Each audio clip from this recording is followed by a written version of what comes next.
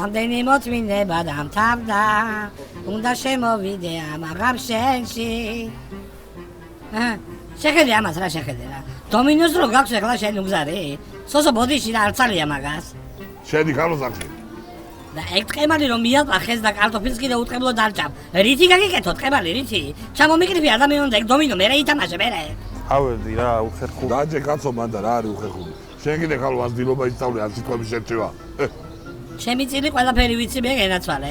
სოსოსთან მე კი არ მაქვს პრეტენზია, მაგრამ გამოდგება მე მაგისი დარტყმული ცოლი და მე გამომლაძღავს.